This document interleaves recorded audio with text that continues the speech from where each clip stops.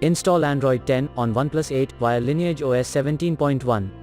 Please check the description for important notes and all the download links.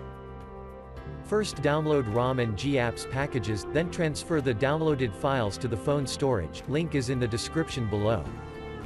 Step 2. Boot your device into TWRP Recovery.